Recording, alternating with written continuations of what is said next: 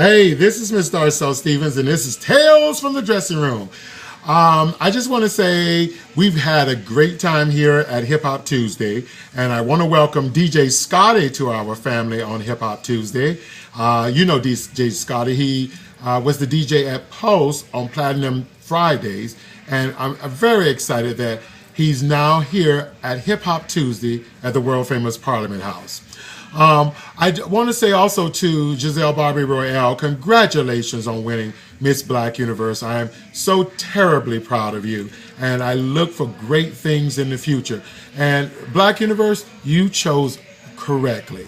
She is a young, free spirit, a lot of energy, and I think she's going to do your system a world of good. And if she gets out of line, you just give me a call, because there's a lot riding on her, and I am here as somebody who's going to shove her and propel her in the right direction.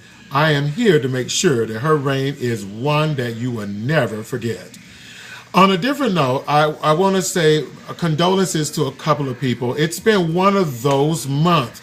You know, it just seemed like folks are departing this earth left and right.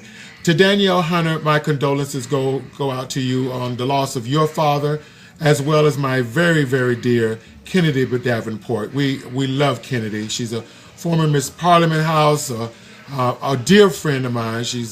Her birthday is one day after mine, and we normally celebrate it together. She lost her father, and my condolences. And you know, we've been talking, girl, and God bless you. God bless you. Stephen, my good friend Stephen, I went to his lover's funeral, actually memorial service, and his lover's name is also Stephen. And I must say it was one of the most beautiful memorial services I've encountered in a long time.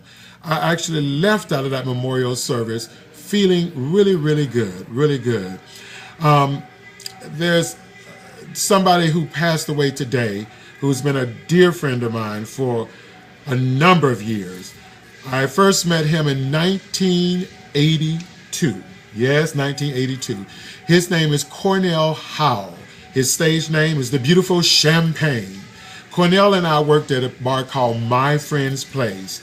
He, Cherry Cola, and myself were the founding cast of that bar. It's long since closed, but back in those days, we were just so happy to be on stage.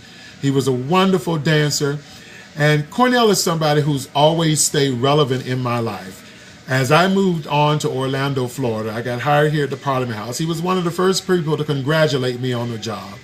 And he pops up every now and then, and when he does here in Orlando, you would know it. He was loud, he was risque, and he loved his boys. And I can say this about Cornell without getting into his tea. He lived. And you can take that any way you want to, and it was probably true, but Cornell Howell lived. And one thing I love most about Cornell is that he had no fear, no shame. He would walk into 7-Eleven with a Speedo on just as quickly as he would at a gay bar. And I loved him for it. It's very rare in life that you can find somebody without any inhibitions or fear or just the people who just don't give a fuck. Cornell was one of those people. He believed in living life to the fullest, and I tell you what, if you knew Cornell, you would agree he did. I'm very saddened by his sudden loss. To me, it was sudden. I heard there was some complications from HIV, and yes, I say it because HIV is something relevant, and Cornell was very outspoken about his status, and he tried to do what he could to educate other people about HIV and AIDS while he was alive. And unfortunately, he succumbed to complications from that. But I can tell you this, my life was so much better because Cornell Howell was in my life. And I thank God for putting him in my path, because I am a product, Darcel Stevens is a product of Cornell Howell and many other people whom I surround myself with who had the positive energy to propel me to who I am today. And, you know, it is by the grace of God that we're all blessed with such people as Cornell.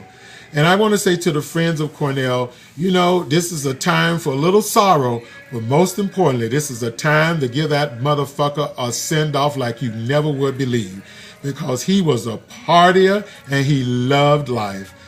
I love you, Cornell. I'm going to miss your crazy son of a bitch ass. And what I'm saying is usually what I called him. I'm going to miss him dearly. It just seems like a lot of my friends are departing right now. And I've come to the realization as I grow older. I was talking to a dear friend of mine named Danny Griffin from Gainesville today about Cornell. And I say, I don't fear death anymore.